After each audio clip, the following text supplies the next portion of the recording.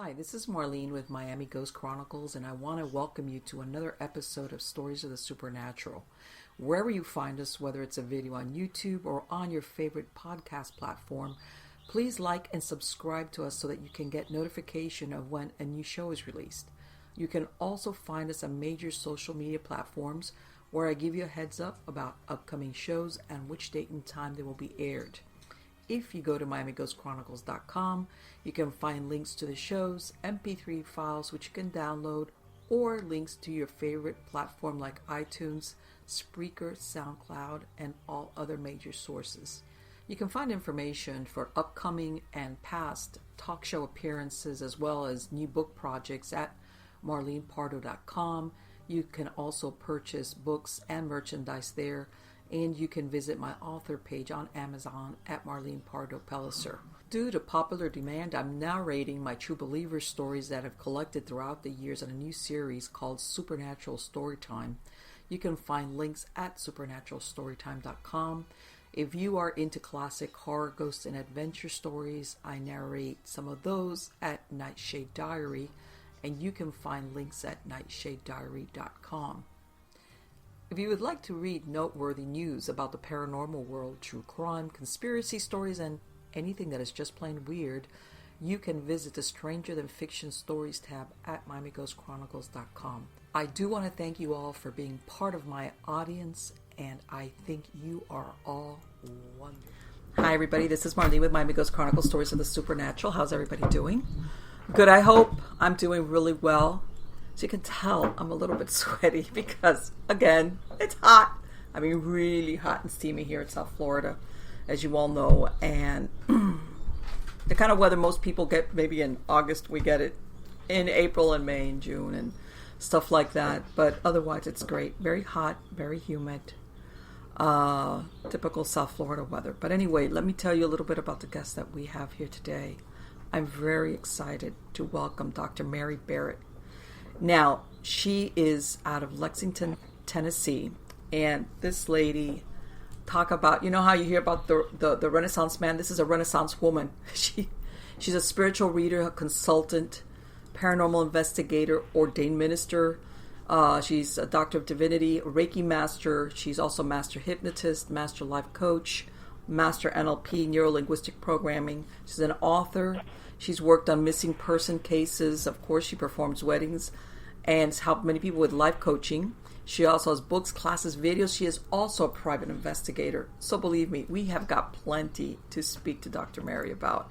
But let's start with a question that I always start with, and you know what that is. First of all, let me welcome her. How are you doing today, Mary? Hi, I'm doing great. How are you? Great, fantastic. Anyway, and all my audience always knows this is the question that I always ask all my guests was, how did you end up getting involved in this field, especially as an adult? Was it a childhood experience or something that just developed later on as an adult? I believe I've always had the abilities to do what I do, and they just kept accumulating. And I can go back as far as a kid, especially when I was 14 years old when my dad died. But I have always had the abilities. I didn't always recognize them because I did not grow up in a psychic medium home, but I recognized them. As a matter of fact, a friend of mine recognized it before I did. So why? Because you were... interesting. Was it something along the lines of clairvoyance, or was it that you were seeing some type of entities? What kind of experiences were you having? Well, the first one I could actually remember, I was 14 years old, and I know there was more younger ones, but I really haven't dug that deep yet. But okay. When I was 14 years old, I was in a classroom in 8th grade, and for some reason I would keep getting up on my feet, running to the bathroom, and throwing cold water on my face and not knowing what was wrong. And I would come back to my room, and I would do it again and do it again. And it was like, gosh, probably about 1:45. And then we got out at 2:20, and my mom and the neighbor was waiting for me. And my mom said, well, maybe we should take you to the doctor and get a B12 shot. Now, back then, they always gave B12 shots for right, everything. Yeah, I know, right, yeah. Yeah, so I went to the doctor's, and the doctor was on the phone, and then he got off the phone, and he just sat there, which was really weird to me. And he told me that my father had died, and that explained my anxiety and my not being able to sit still and feeling like I was going to pass out and all this other good stuff. So, and then the doctor was the one that broke the news to you? Yeah, my mother didn't know how to break the news. Oh, my God. Okay, I was about to say, I guess, you know what, and I don't blame her. I hate to say this, but, God, that must have been a difficult thing to do.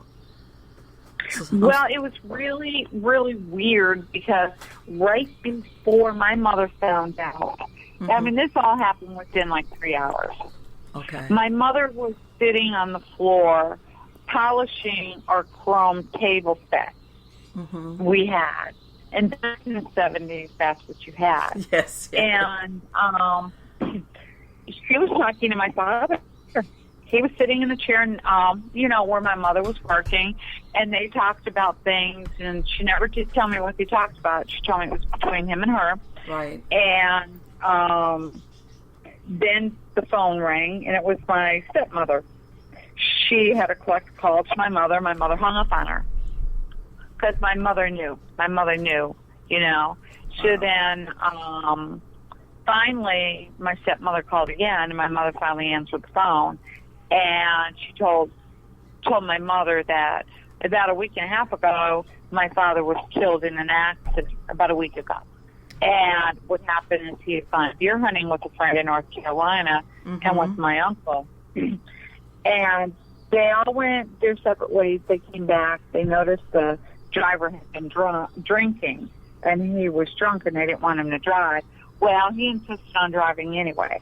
So they were coming down the mountain in Morganton, North Carolina, and the guy lost control of the truck.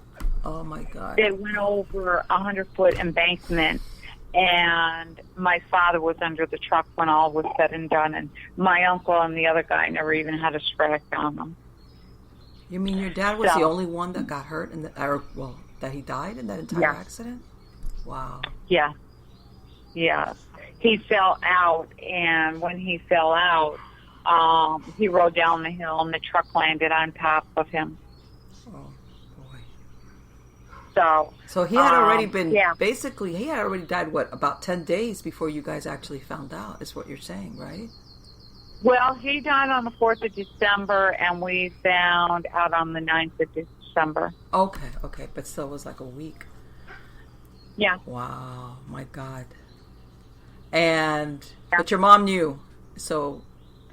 Well, my mom knew like an hour before I did. But your mom knew something was up. It sounds like she was aware that... Oh, yeah. I didn't make it clear my mother and father were divorced and he was remarried, but anyway... Well, no, when you said your stepmother and everything, I kind of got that idea that... And when you said that delay, it sounded, I said, this was... My mother got the call from my stepmother about 10 after 1 in the afternoon. Wow. So right after she got that call, I started getting all kinds of feelings. And to tell you the truth, I hate the death feeling because, you know somebody's dead, but you don't know who. And it was really bad. But after I had went home, I went to the doctor, and the doctor told me, and I started screaming. And, a 14-year-old doesn't know what's going on. It was a big shock. And even the people in the office was like, what's wrong with her? Because they all knew me, and they knew that, I got a shot. I didn't scream, whatever. Right. But I went home after getting a double sedative, and it didn't even affect me. But I went home, and I looked in the mountains, and I saw a cloud that was just in the pure green mountains, just a white spot that looked like a cloud, and I had such peace come over me. And ever since then, my dad has been my spirit guide. He's been my daughter's. He comforted my daughter when she was almost hit by a really bad car accident. and he's been around. My grandkids have seen him, and Really? Wow. So that So he started visits. it. He checks in on the family, huh? Oh yeah. And other times, like, I never really paid too much attention to it. My son would skip school, and next thing I know, I'd tell my mother, "Hey, let's go for a ride." And we'd bump into my son and his friend skipping school. And his friend would say, "How in the heck does your mother always know when we skip school?" I'd always be thrown in their path, Oh, But boy. yeah, it's been an interesting journey. I bet. It was like, we're just going to skip school, but you're not going with us because somehow or other your mother always knows. That's good. Yep. My kids all know. They usually come to me, "Okay, Mom." Yeah, right. I was going to say, it's like, might as well be honest up front.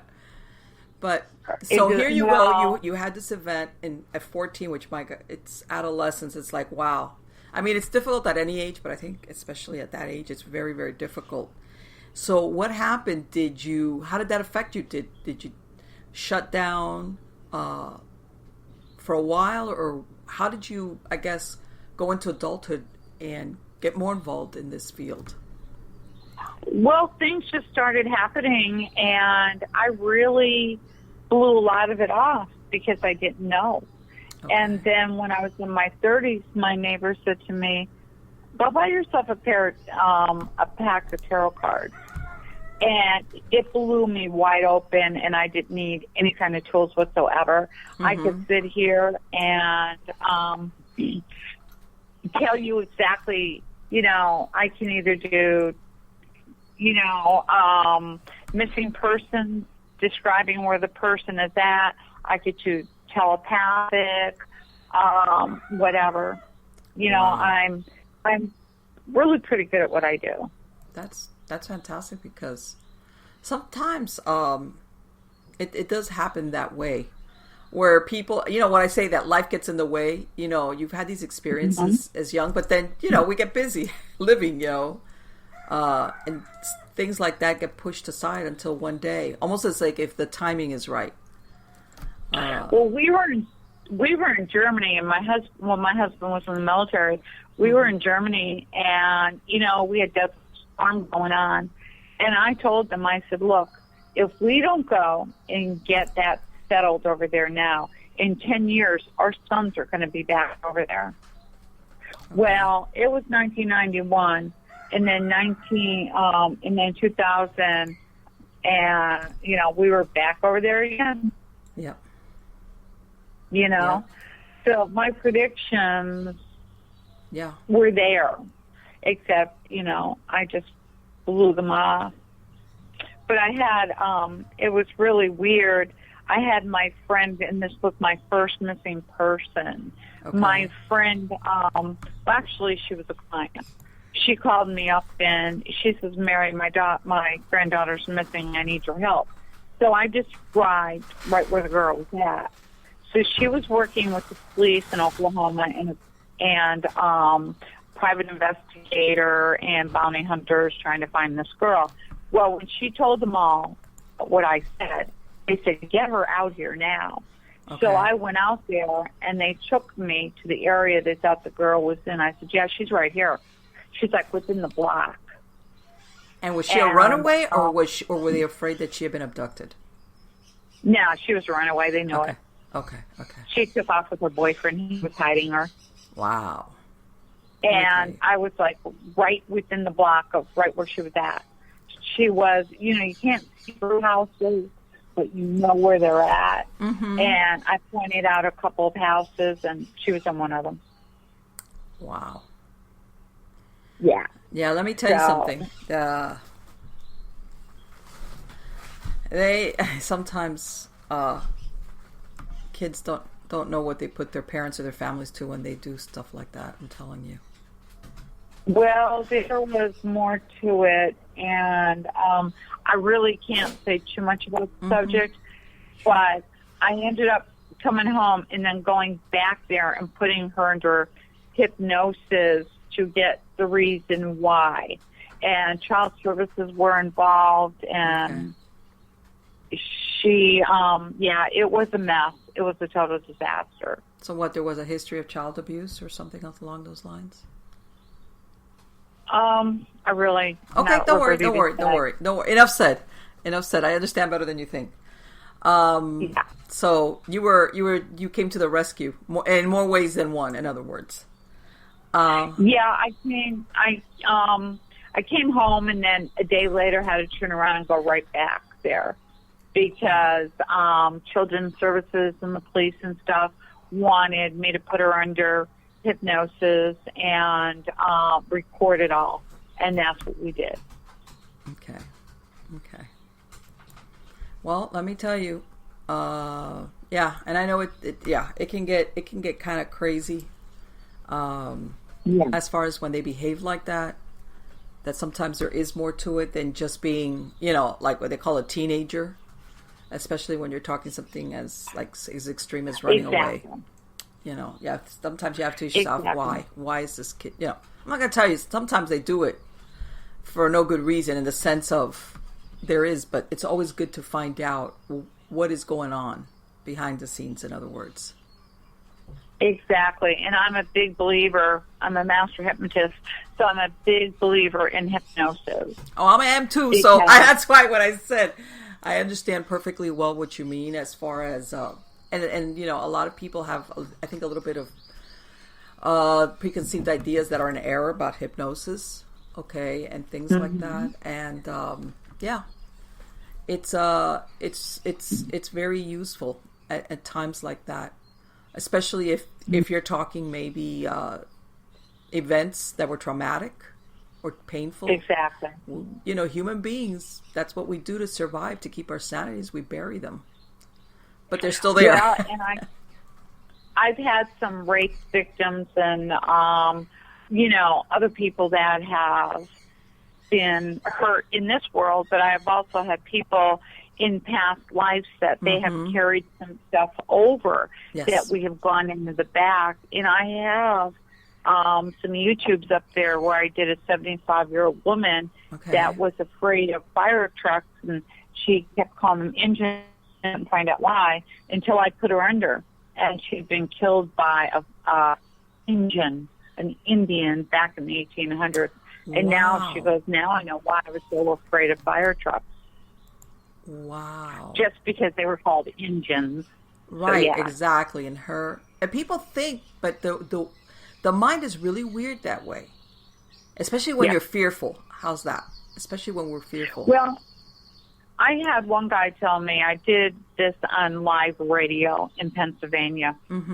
He said it was like one side of your mouth is saying something, and then the other side of your mouth and brain are saying, why are you saying that? Right. So it's interesting, and I love my jobs, all of them. Yeah, well, let me tell you something. Us human beings were very interesting. Simple, complex at the same time, but very interesting as far as what the mind is capable of. And then, of course, there's also the spiritual component that sometimes is not addressed. How's that? And I want to say it. Sometimes when people act erratically, they're medicated, and that's not always the answer because there's something going on at a spiritual level that no drug is going to take care of. See, and that's what I wanted to say also is that, a lot of women, doctors blame the uneasy feelings and the anxiety all on PMS. I know. And that was my problem growing up. Oh, you're just PMSing. Right. Well, bull crappers, it was my psyche trying to tell me things. Sure. And let me ask you, you tell me, I don't know if you've had the same experience. For example, I would have a client come in for, when I say weight control, usually what we would address is, let's say, choosing the right foods, okay, or whatever, or, going commitment to the gym. And it would develop that sometimes weight problems were just a symptom caused by something else. You see what I'm saying? And it would, and they wanted some time, and they kind of recognized it, And I said, we can't throw the kitchen sink in at everything, but I'm going to say that a good portion of the clients I had, unless there was something organic, a lot of their weight problems or an ability to follow through, let's say with going to the gym or whatever it is that they had, walking, there was a deeper layer under there. Yeah. That was really, that's really what we needed to address. But I had to take it slower, and it was like, I'm not doing therapy. We're not doing therapy. I can only hypnotize you to address certain things. But it was like, almost like what you said, when you layer pack a little bit, and of course they become more at ease around you. You know what I'm saying? Especially if they have no prior relationship with you, and they feel more comfortable, and then things start coming up, and it's like, okay, but we got to do this slow. Exactly. And what I try to do is I try to make them feel like I'm their new best friend. Right. I sit there and I talk to them and get them comfortable, and then they feel good enough to go under. Mm-hmm. And I've had very good success rate, except for one police officer that would not give up control. But one of other those. Than that, yeah. Well, when I was going to put him under, he was armed, so he put his gun way Oh my God, please stop. I have to laugh because I was going to say I had the same experience. One time I was going to do a police officer, and all of a sudden I see him, and he's going somewhere, and I was like, where are you going? He goes, so I'm going to go get my gun. And I was like, where do you think you're going? Where do you think I'm sending you? It's like, you're going to take the gun, what? Like, they kind of think like you're going to beam them to another dimension. That is great because... I did an event, a past life regression event using hypnosis, and all of them were police officers. Oh mainly. My God, that must have been a long day. Well, it wasn't that bad, but I had one guy. He was built like a house, tall and, really built. And I'm like, oh, shoot. So I had him sit across from me, and then when I had him under, I had one police officer on each side of him and one over on me in case he knocked the table over or he came flying over, and I'm telling everybody else, get back. But he was good. He was good as gold. He went under, told me some stuff, came right back out of it, and it was great. Well, people sometimes are under the misconception that you kind of forget or go to sleep or whatever, and it's not. You're there. You're aware of what's being said and done. You're just really super relaxed, but people kind of think that you go fall into the well of oblivion when you're hypnotized, and that's not the case at all. On the contrary. But yeah, I've had that experience with those super analytical types, like you said, that they overanalyze everything so much, and then of course the ones that I don't know, their imagination runs away with them, and they kind of think like, where do you think is going to happen here? It's like, what? Well, a lot of times when I put them under past life, when they want to know things, we go ahead and I get them all their information, like their names, their ages, where they were, how they died, and they can go up and look it up and see if they can find out. Right. We had one girl, her mother and I grew up in the same area, and they moved out. But this one girl had actually, it was a boy and a girl that were kidnapped by this guy, and it was a kid. And this girl I put under described everything. She had no way of knowing. It was even before she was born. Wow. So, and they had moved out of the area, so she didn't know anything. She was the girl that was kidnapped. What? Yep. She knew way too many details, and she told me about her and her brother doing this and that, and she had been the girl that had been kidnapped. Wow. And once she became aware of that, how did she handle it? She was okay. She goes, oh, that's pretty cool.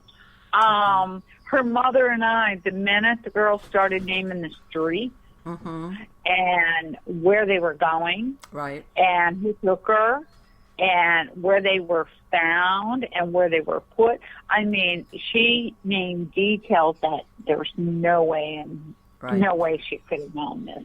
Yeah. And some of it wasn't even released to the public. I just happened to talk to the mother of the kidnapped children, and I knew some inside information. And when she came out with all this, it was like, holy cow. And was she related, or did she live in the same area? Did she have any type of connection? Nope. Nothing. This was before she was born. This was way before she was born. But there was no connection. You know how sometimes people live in the same area, or their families, or their friends. So in other words, there was no... Well, okay.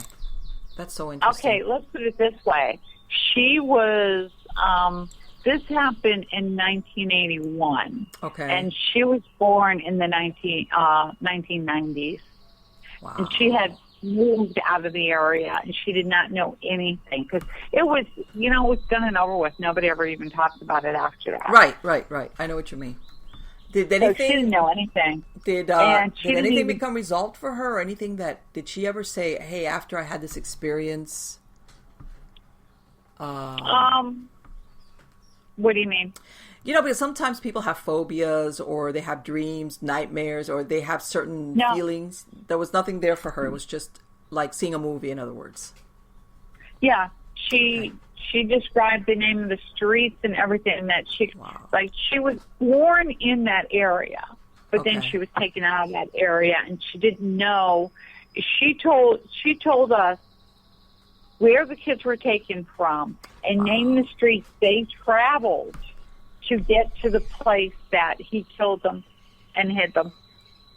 Wow. That's incredible. She took us down the route. Yeah. Incredible. Have you had, Mary, have you run across any, with the hypnosis, since you do past life regression, anything with spiritual attachments? Yeah, and I've taken care of that. There's been a few, but not really bad. I mean,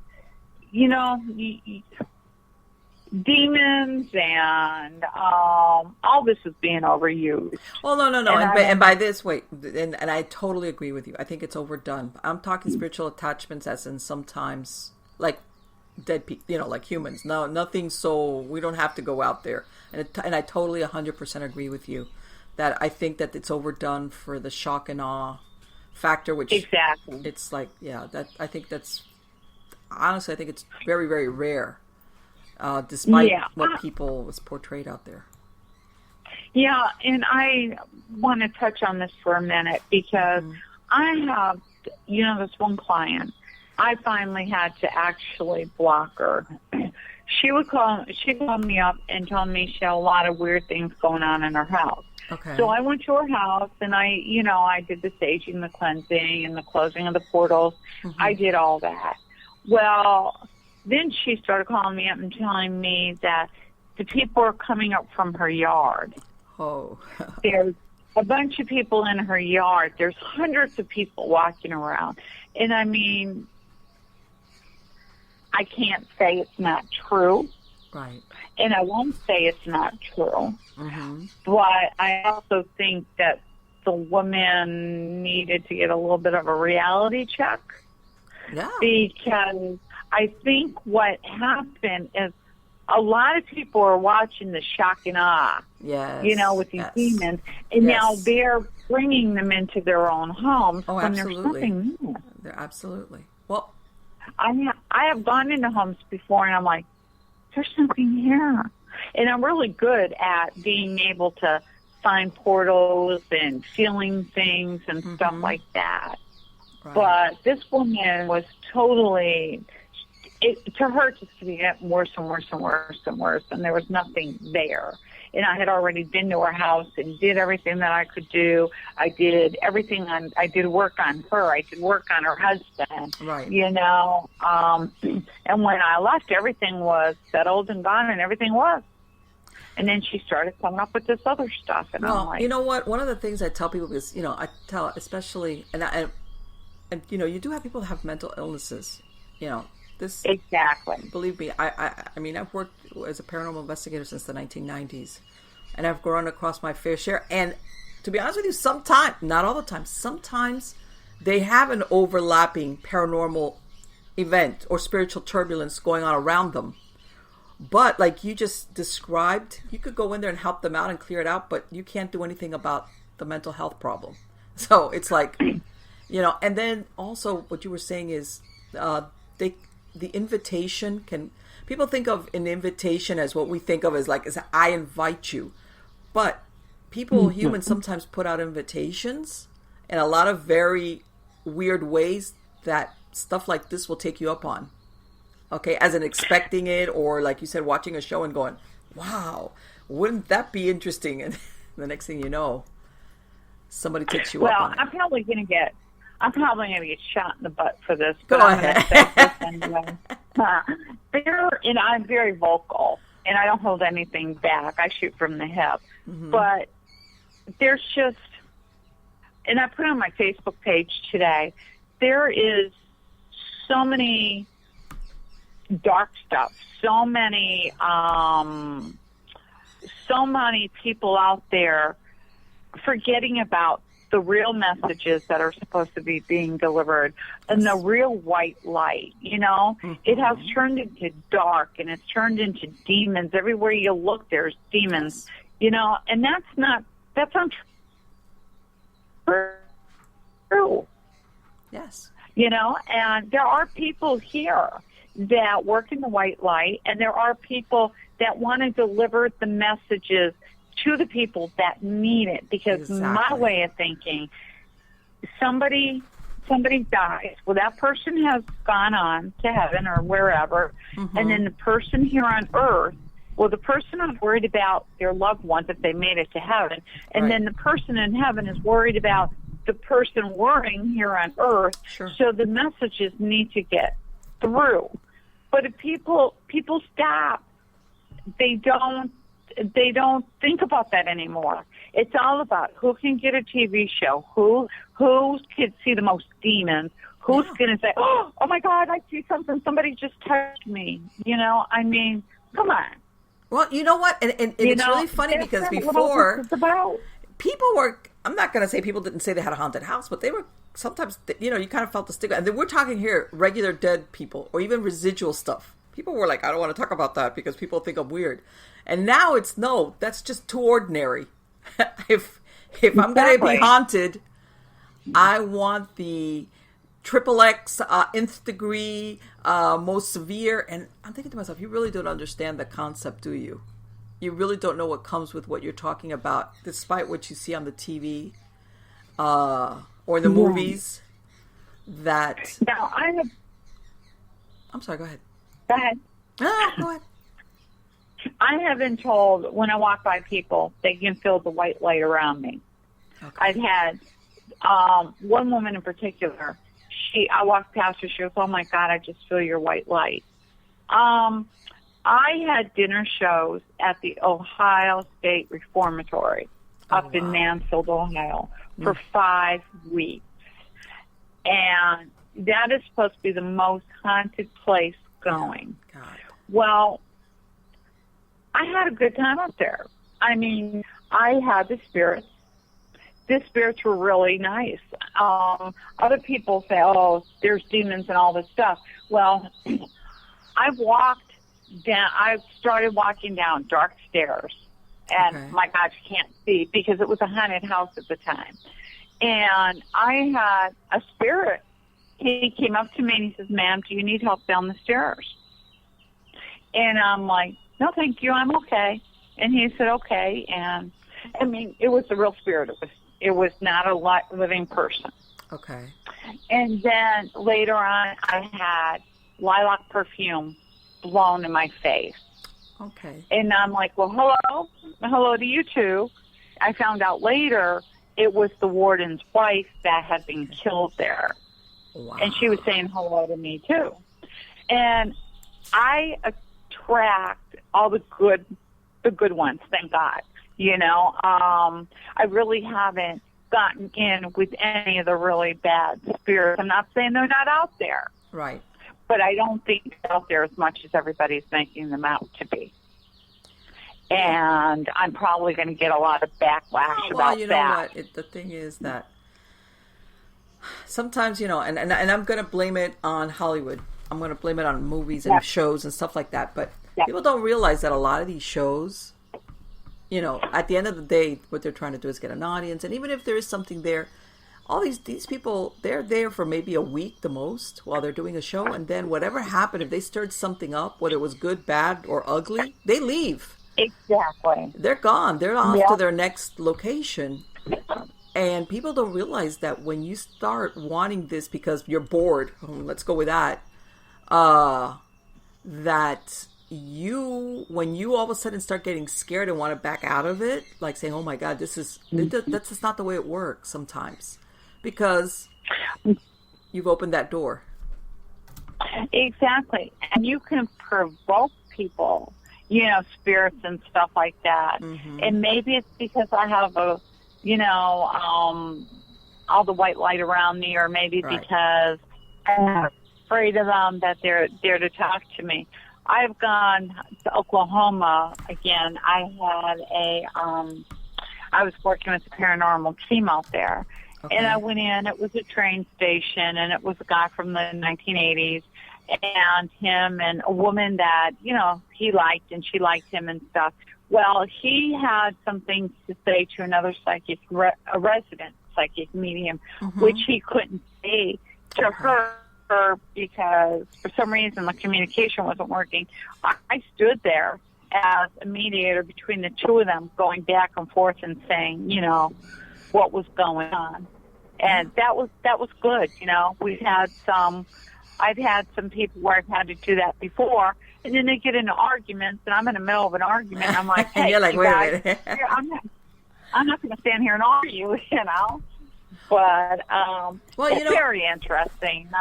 Well, sometimes people don't understand that. Let's say, like, we're not talking demonic. Let's say we're just talking a regular person that passed away that for some whatever reason got stuck. Whether they, sometimes these people, for some reason, they may be unhappy, or like you said, maybe they were ill and they're kind of still stuck in that death state, or there was something that they felt that didn't get done.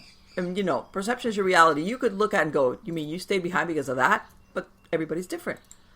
But the thing is that sometimes when you have these, when people pull in sometimes these spirits, all of a sudden, they may be perhaps at the end of their lives, they were either unhappy, confused, or even sick human beings that still carry that energy with them.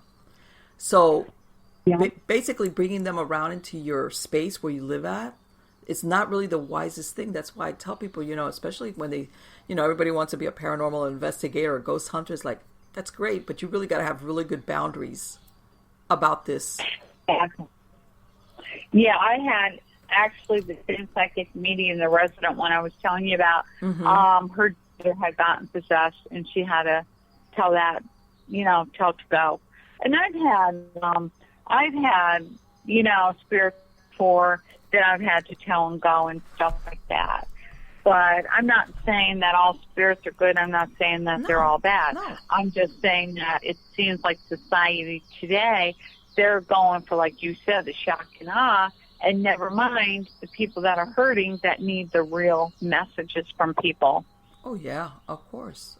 But, and it's just something that it's a question of entertainment and, of course, money. That's what it boils down to. And it's like, even if it's kind of unrealistic or lopsided, that there's a lot of that going around, and they don't see the flip side of it, which is ultimately you're talking about a human soul. That exactly. That's the most important thing to think about. And let me ask you, you mentioned that you had worked on missing person cases, and you just told me also that you had gotten a license as a private investigator. And I think that is so interesting because people don't realize sometimes people go missing and they're never found. And people don't really, as a matter of fact, it's not ever verified if there was foul play or if this person just just decided, hey, I'm going to leave.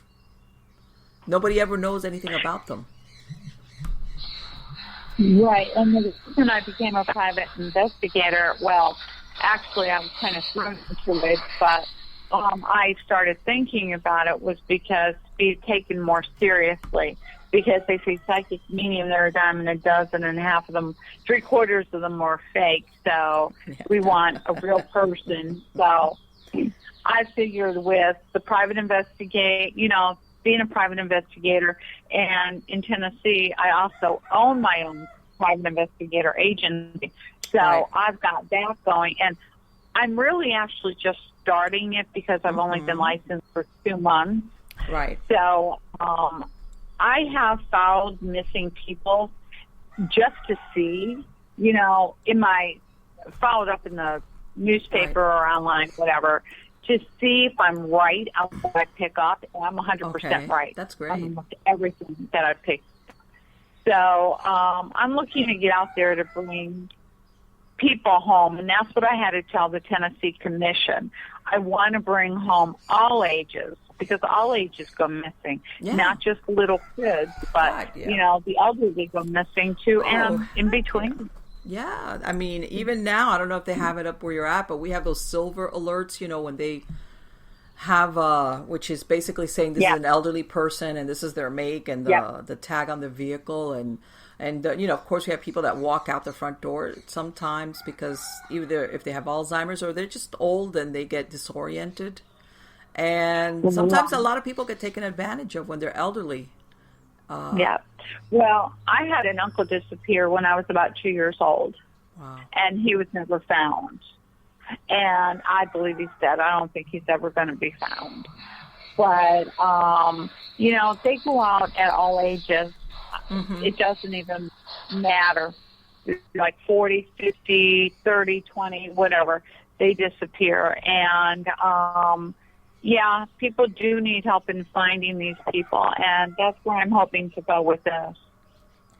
Well, and people, I think, don't understand that there's something for, and there's some things, because sometimes people say, let's say like what you said about your uncle.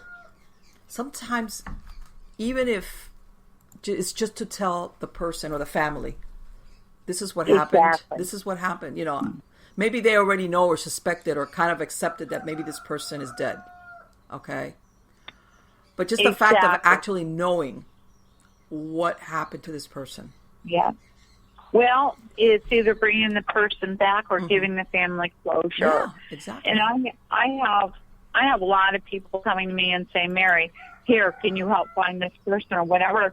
And I'm like, well, I need the family to contact me. I just can't go do it, And I've heard of people that have been missing where psychic mediums will go knocking up their door. Hey, I'm a psychic medium. I can help you find your child or whatever. Like, get off my doorstep right now. now. And I'm like, I don't do that. I have a really good reputation, and if somebody wants me to investigate something, the person's got to come to me, because I'm not going to go ambulance chase, as you would say. That's exactly. This has got to be something where that person or that family has arrived. Like this is what we want to do to find out. And thankfully now a lot of the medical examiners are taking. Because I know in a lot of jurisdictions, what they'll do is they'll hold the body maybe a year, and then eventually they cremate it. But now, thankfully, what they're doing is they're taking DNA samples. So that they can, even years afterwards, they can match up, and the person with a family member, if the family member ever goes missing. And I knew somebody who went missing. I didn't know about this until later, but he walked out of a place and dropped dead. And nobody knew who he was, and put him in a no-name grave. And his sister, a year later, started looking for him, and she found him. He was in that grave. So at least they have some kind of DNA that they could match up with it. Well, I wrote up about this one time. I wrote a short article about it because, when I was said originally, sometimes people go missing, and nobody realizes how many unidentified people are found. And there was this one story of a girl. She was a teenager, runaway, abusive situation at home in Wyoming. She ends up here in Florida, up in like the Orlando area. Right. She's 17 years old. Unfortunately, marries or hooks up, I want to say, with a guy who's in his 40s, which is here she's doing again. She's falling again into that pattern of violence and abuse. But make a long story short, she's crossing the I-4, which is a super busy highway. gets killed, Yeah. gets hit by a car, truck, I think it was. She didn't have any identification on her. Nothing at all. Oh. And this was back in the 80s. This was prior to the, DNA being a big thing. So Right. since she had just been killed recently, they were able to sketch her. It was not a mystery what she looked like. It wasn't skeletal remains. So they sketched her. They put out feelers. Didn't come up with anything as far as missing persons, et cetera, et cetera. Eventually, she was buried, like you said, in the potter's field, but the medical examiners, what they do now. And I don't know if you've heard of her. She used to have a show, Dr. G. She's a pathologist out of the Orlando area. She used to have a show. And no, I'm gonna before I go there. Many years later, she had a friend of hers from when she was a teenager back in Wyoming. One day, I guess, start thinking, I wonder what happened to so-and-so. And every once in a while, they would flash that sketch they'd taken of her face, like as a missing person. You know, when they put out these missing people, unidentified. Right. This friend of hers, Right. which of course now she's an adult, starts thinking, I wonder what happened to her. I guess she was looking through some type of database, comes across the sketch and goes, man, that really looks like so-and-so. Yeah. She contacts the jurisdiction, the police department, where because they usually have call this number if you have any information or blah blah blah.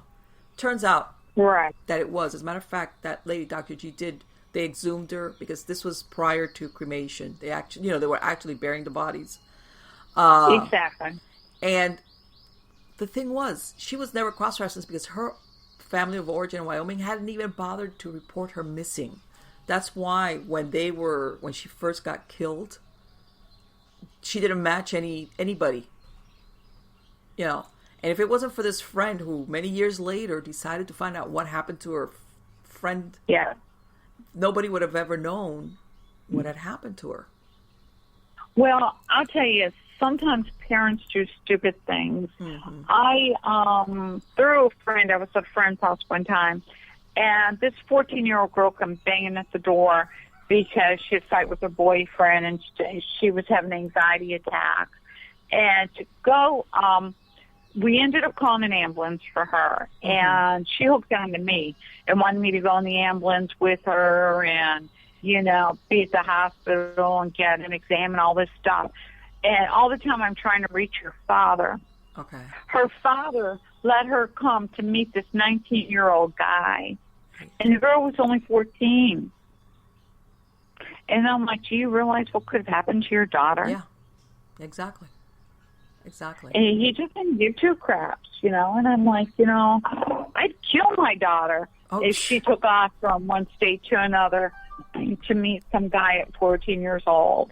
Exactly. But it's like, and this is the thing, because sometimes, and I tell everybody, I know sometimes that, families, when they have these teenagers that are chronic runaways, sometimes they don't bother, because what happens is that when you put out a missing persons report on a juvenile, once they come back, the police has got to come back and eyeball them again. So the family's like, oh my God, I'm not going to go through that again. But once that person disappears, they eventually go, man, I haven't heard from so-and-so.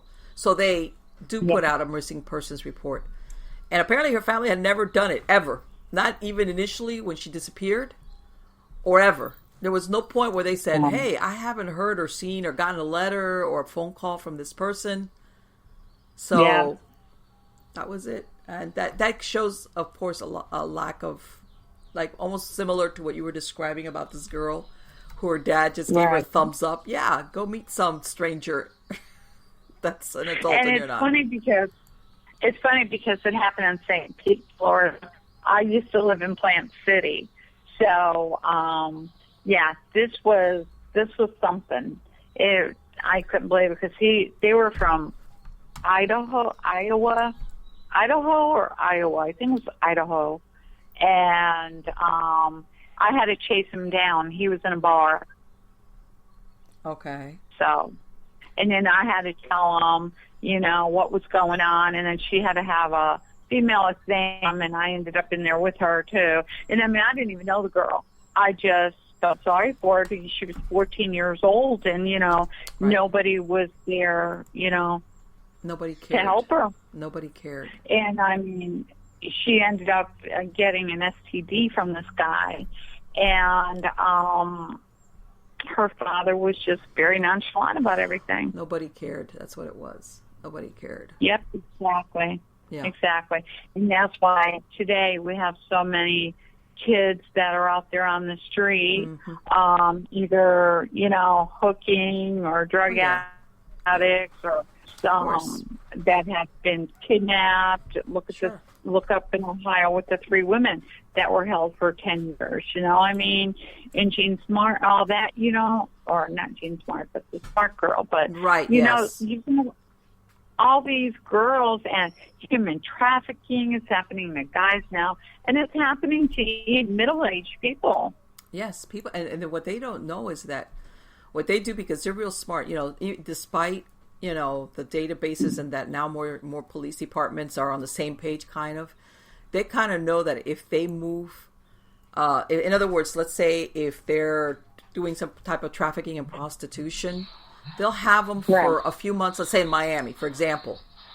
And before some task force is put together, they move them, let's say, to Atlanta, or they'll follow, if there's some big event going on in a city, they'll say, we'll go there and we'll be there a couple of weeks or a month, whatever. And then by the time the police catch up and say, hey, there's somebody that's, they move off someplace else. And that's how a lot of times they evade capture. I feel like this generation is the entitlement in generation, because they think they're entitled to everything and it can't happen to them. It's worse than when we were kids. Oh, yes. And I mean, as a matter of fact, and I tell everybody, when you're young, you always have that mentality, nothing bad can happen to you. And I think that happens to everybody. When you're young, nothing, that's hell, that's going to happen to, oh my God, when you would, when your parents tell you, don't do that, But, sometimes, I agree that some kids live too much in la la land. I don't know if it's the proliferation of video games, or that sometimes maybe parents shelter them in the wrong ways. They don't care enough about what they're doing, but they don't let them also have a taste of consequences of your actions. It's like a weird, dichotomy of one and the other. But and a lot of them are very impulsive. How's that? You get mad at your parents, and instead of going to your room and saying, I hate my parents, you run off. You run away. It's like, what are you doing? Hello? Do you understand what you're doing? Now, when I was a teenager in the 60s and 70s, people would do that, but it was safe. They didn't really run away, really go anywhere. Right. But nowadays, it's just, it's ridiculous. And these kids they want to grow up too fast is what it is. Right. But, and I also think that there's, besides the families that like that, the parent or parents that don't care, I think also, but I've seen a lot of. Yeah, there's a message of like, you don't need your parents. You don't, in other words, who are they to tell you what to do? Your parent? Hello, how's that? Yeah. If I agree with you on that one. But anyway, that's why I became a private investigator. Let me tell you something. There's plenty to do. I'll tell you that much. There's plenty to do out there. And and I'm going to say, and I'm sure you've run across this, Mary, especially if you've worked in law enforcement. Most law enforcement agencies their caseloads are very high. So when they get given a runaway or possible missing person, sometimes it doesn't stay at the top of their list very long. I know. I know. That's a shame. But they have so many. They've got so much bullcrap going on that I can actually see why. Yeah. Oh, well, it's like, if you've got a murder or an assault or a robbery, and then you've got a person who, and this is what I tell them, if you've got, let's say, a kid that's maybe run away a couple of times, and you report it to the police, and the police, unfortunately, they're going to say, oh, okay, well, it's just a runaway, for example. Even though the parent will say, no, Exactly. there's something different. My child wouldn't stay away this long, or they would have called me.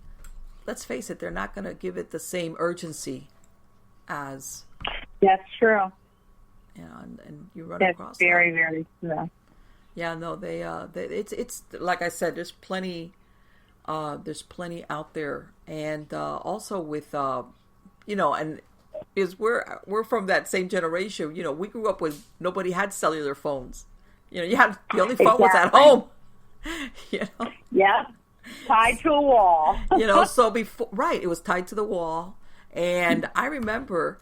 There was a certain time no phone calls were expected at the house. Like if that phone rang, it was something was happening somewhere in the family.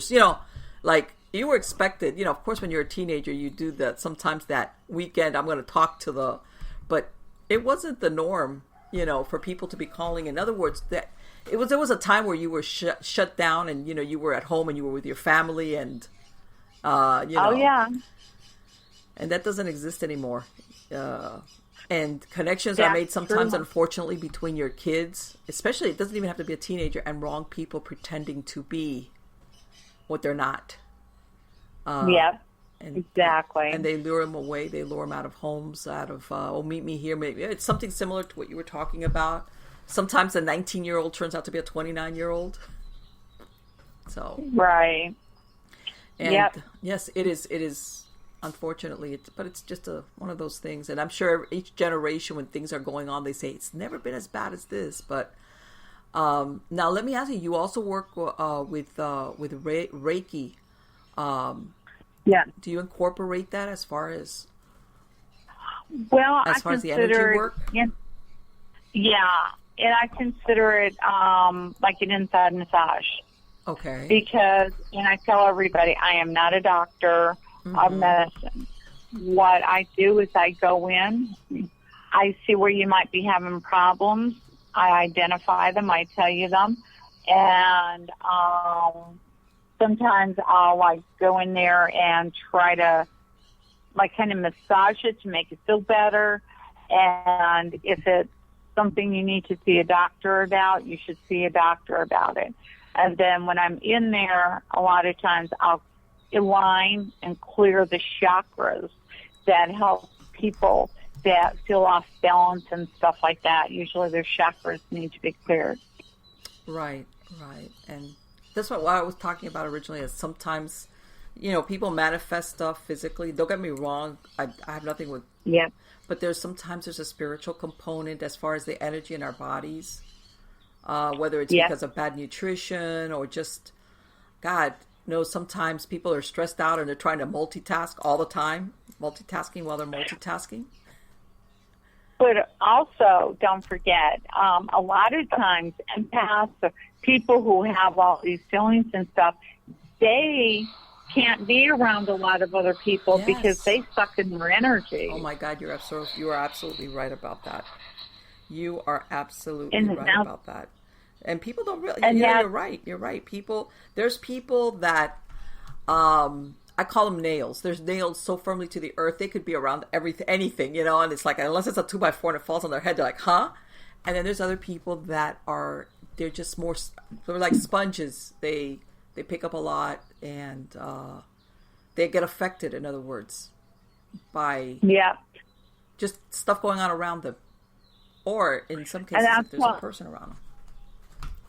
I'll tell you, people can feel my energy. Like, I'm from Pennsylvania originally, so we talk fast. And a lot of people think because we talk fast that we're excited about something or we're nervous about something. Well, it's funny because my son ended up in the hospital last weekend, and he had passed out, and we couldn't figure out what was wrong with him. Well, I was calm. I finally got calmed down, but my energy, everybody else could feel my energy bouncing off the walls. Now, this is a new one, because usually I'm bouncing off the walls, but I'm calm, but everybody else could feel my energy going crazy. And I had a friend tell me one time, she was a psychic, she goes, I can't read you until you can calm your energy down.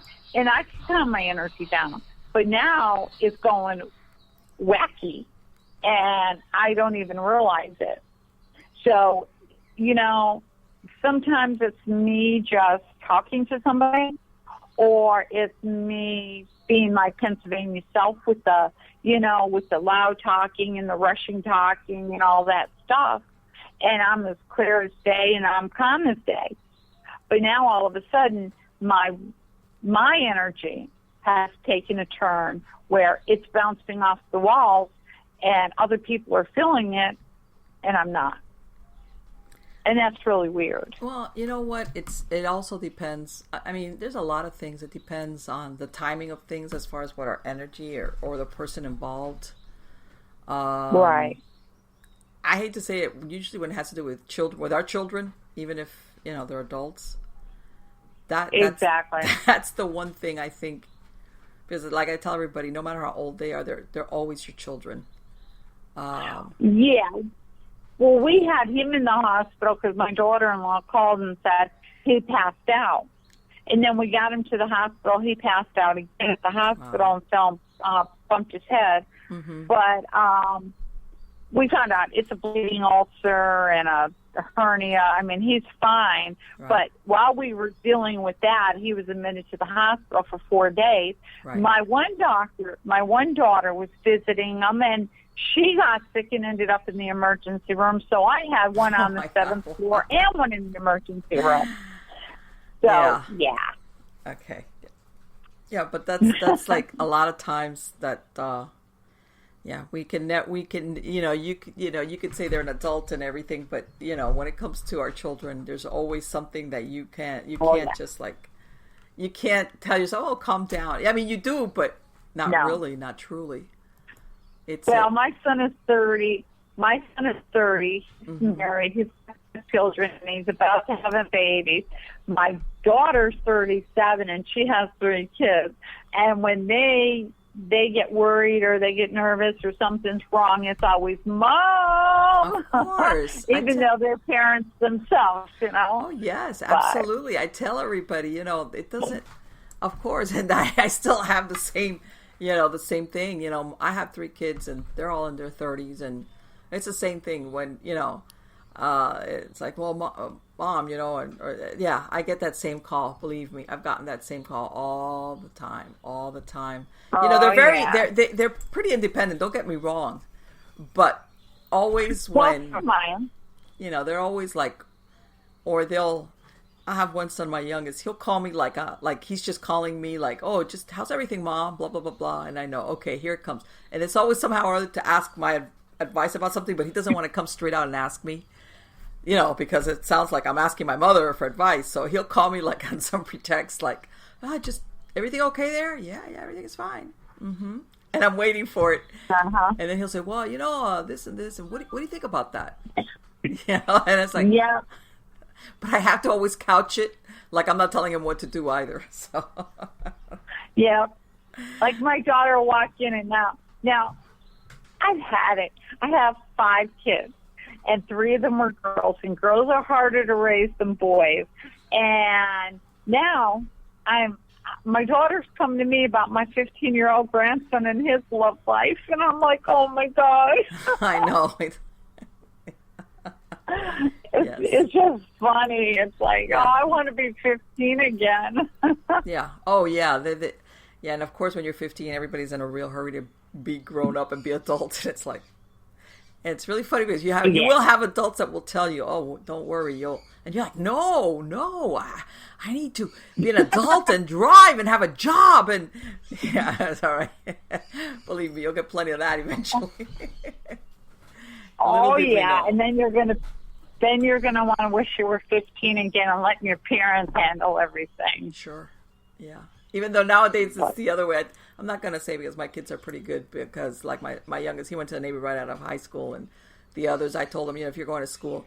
But nowadays we have, I'm sure we've all heard about sometimes the kids nowadays they want to stay at home forever. It's like, I know somebody like that. Yeah. It's like, yeah, you mean have to worry about a Ross and paying the rent, and why? If I've got my mom and my dad, or handle that for me. So yeah, that comes back to what you were saying originally about sometimes the parents over they overdo it when it comes to taking care of being, letting go of you have to let the responsibility hit them on the head a little bit when they're younger. Oh yeah. So that they don't. Yep. At some point they're like, okay, you have to be an adult. Bye. Fly, little bird, fly, like I say. But anyway, Mary, I wanted to thank you so much for being a guest. You have been absolutely wonderful. And for my podcast audience, what is your website address if they wanted to go ahead and get in touch with you? Okay, it's www.mary, M-A-R-Y, Barrett, BARRETT.org. .org. Okay, perfect. And I'll have a link to the website on the credits of the show.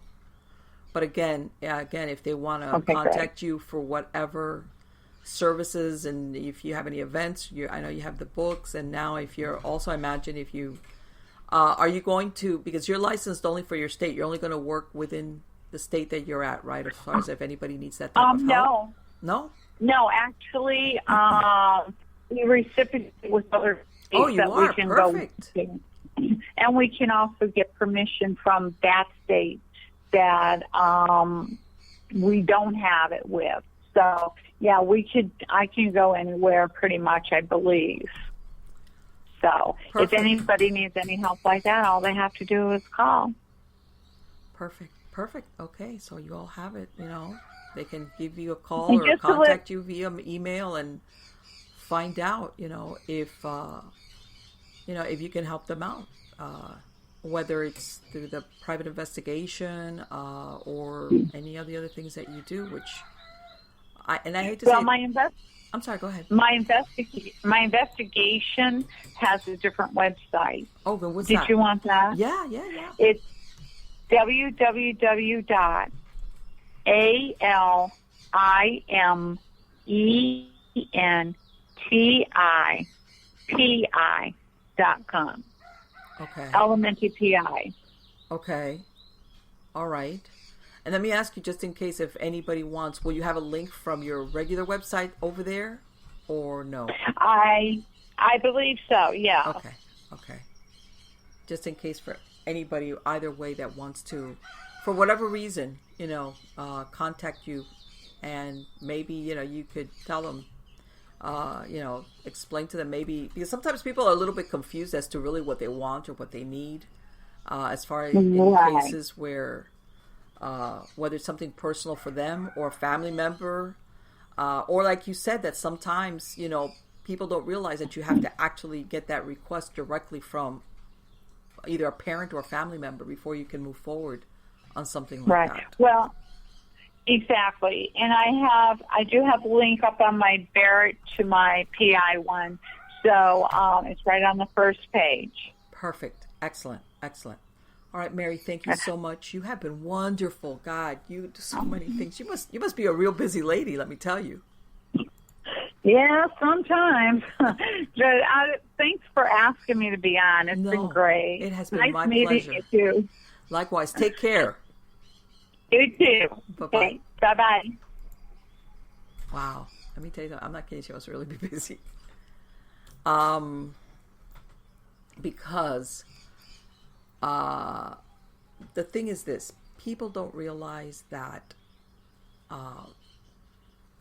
because sometimes people think of being either psychic or paranormal investigators, and sometimes there's a lot of people in the field that also branch out into other fields.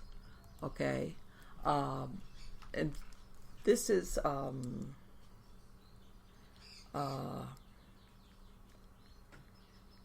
can I say it?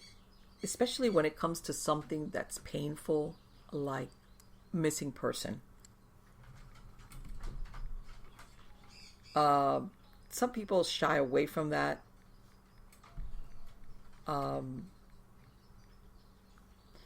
They don't realize, or how can I say it? Yes, everybody always thinks of the missing, let's go with the PI stuff, which, believe me, the psychic abilities helps.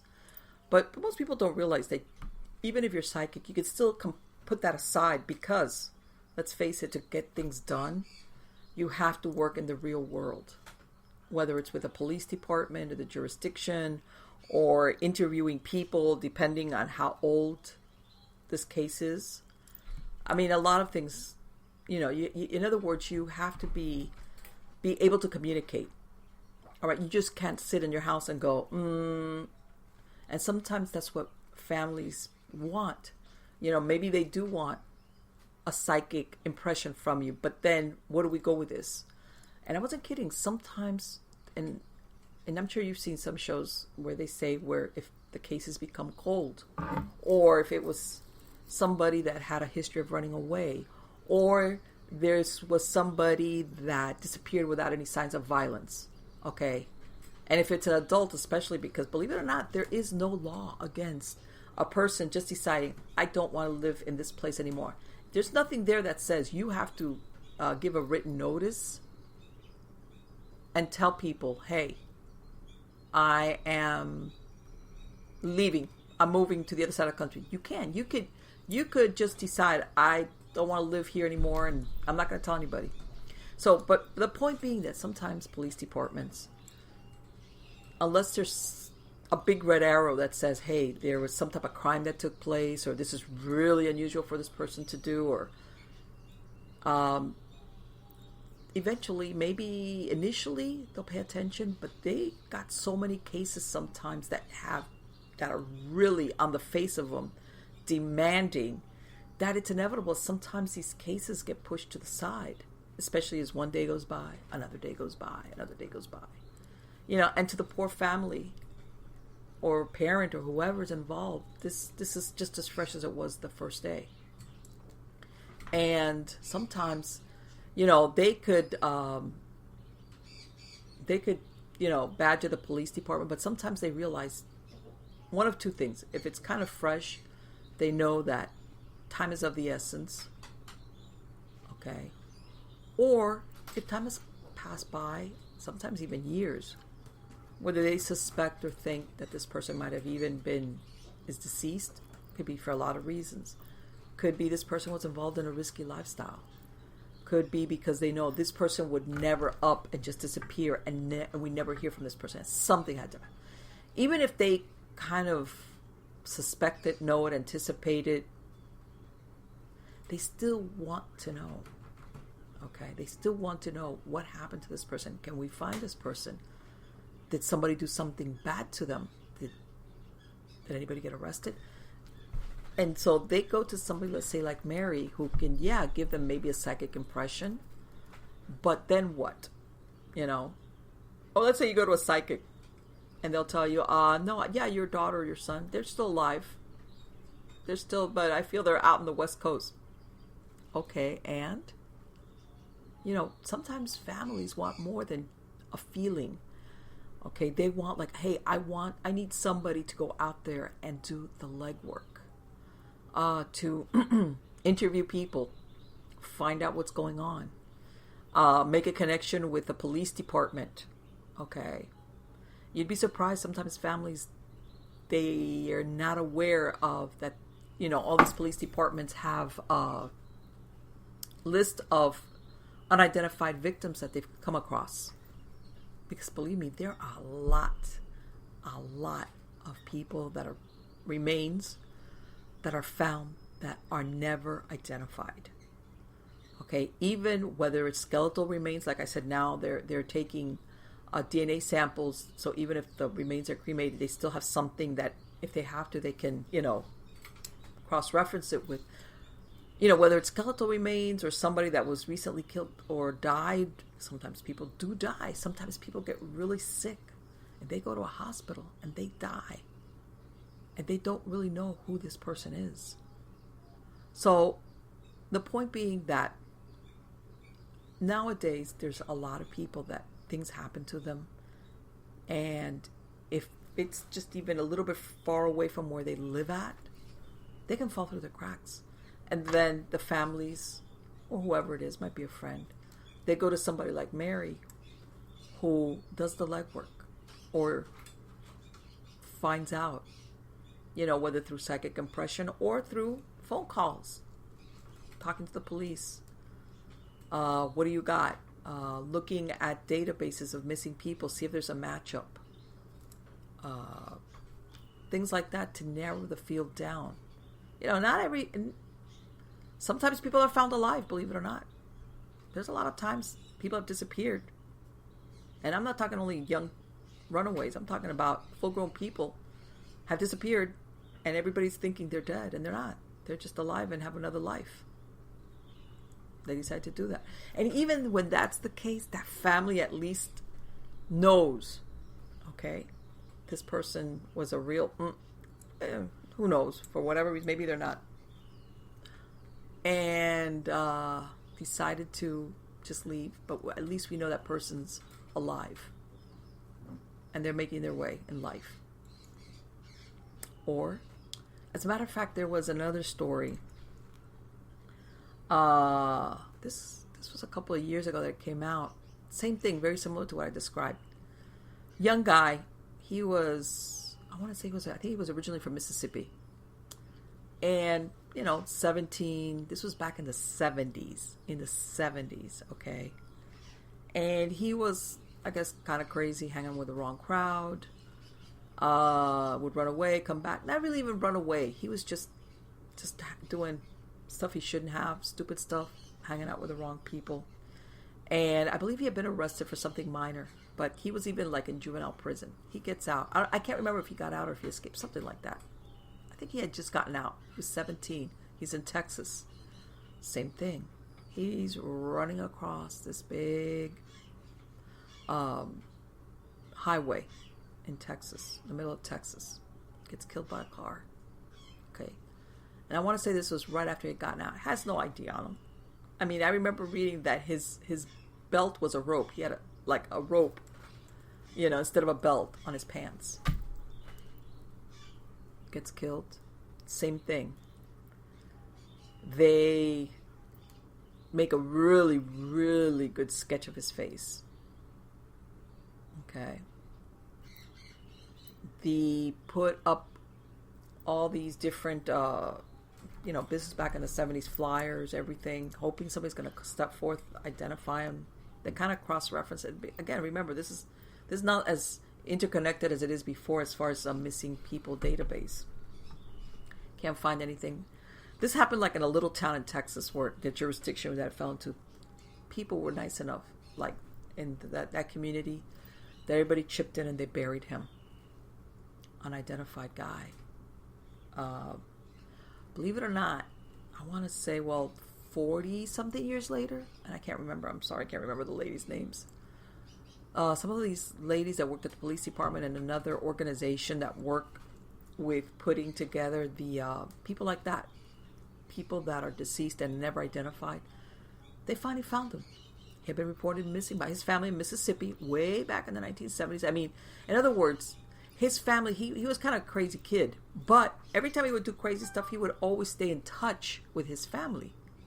He would know, hey, in other words, he would either pop up someplace or he would make a phone call his mother.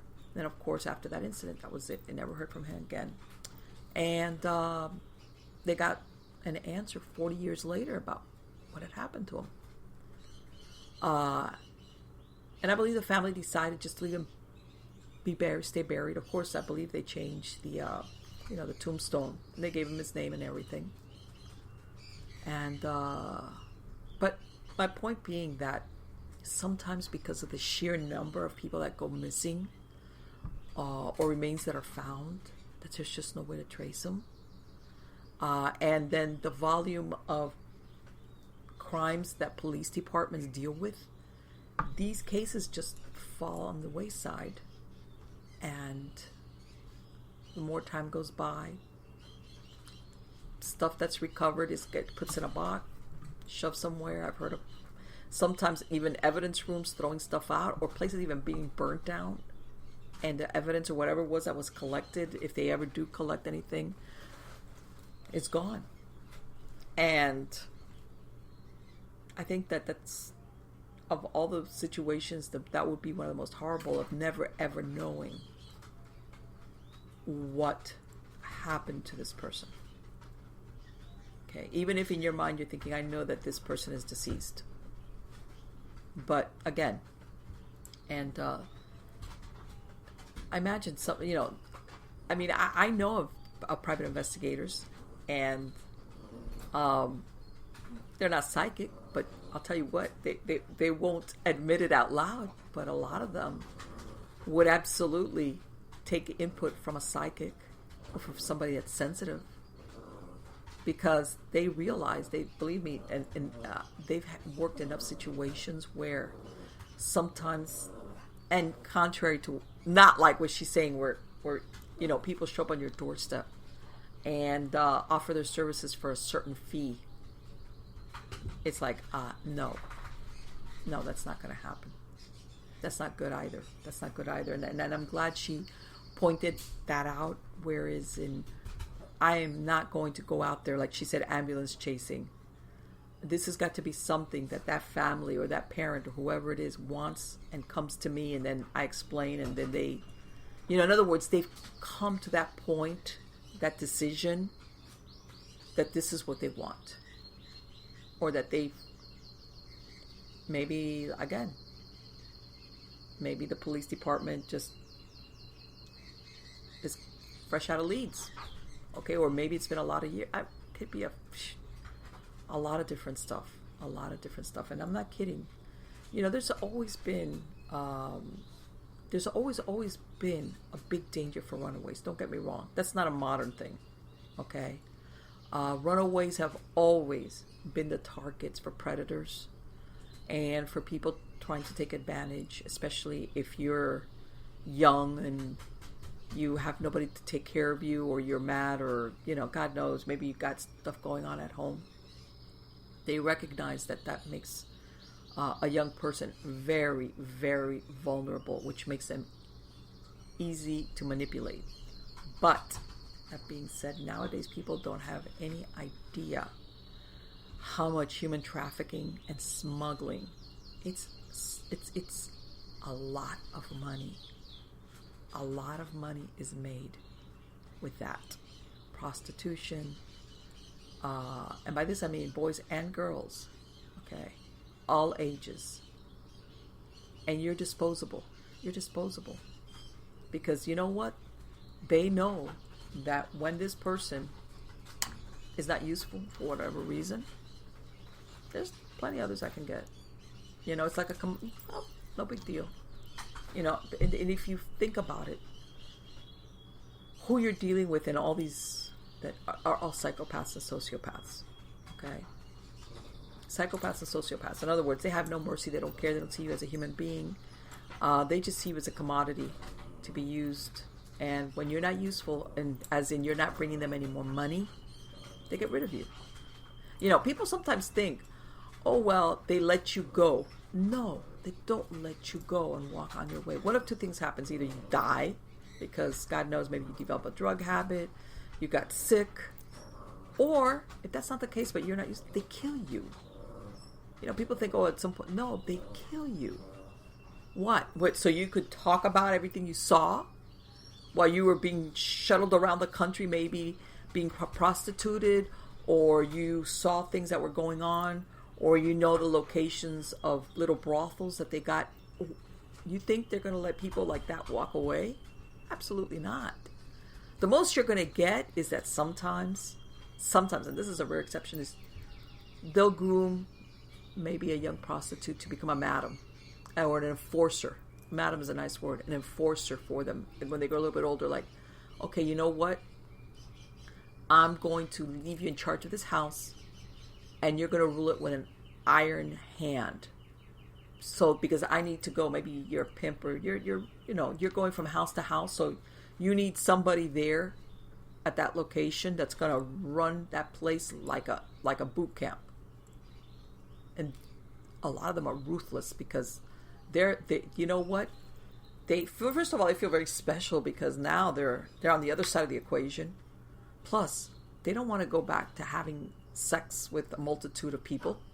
So they'll do anything to be on the other side of that. So sometimes they can be horrible as enforcers. But otherwise, no, you don't walk away from stuff like that. And people don't realize that you know, and everybody always thinks, oh yeah, because of the serial killer stuff, because, you know, there's so much that you hear about serial killers. Let me tell you something, a lot more fall victim to these prostitution rings than serial killers. Okay? So then serial killers, there's no exit when you're there, unless the cops bust down the door and, you know, they are able to get everybody out of there. But outside of that, or unless you're one of the few that for some reason gets smart and one day actually runs away very, very far. But unfortunately, that's the rare occasion when that happens. But anyway, guys, I think speaking to her was super interesting. And I think that, you know, like everything else in the paranormal world, the real world and the paranormal or the scientific overlaps in a lot of different ways. Again, I'm going to have a link to Mary's website on the credits of the show, and you already heard what her website is. I urge you to check it out. Whatever, you know, I'm sure that depending on maybe you need just a reading with her, or maybe you need something else. You know, it sounds like she's a very understanding lady, that she can help you out and point you in the right direction, or tell you, this is what I can do for you. So thanks, guys, for being part of this audience. You are all wonderful, and thank you for coming back every week. See you next week, which, by the way, I have a lot of great guests coming on. Take care.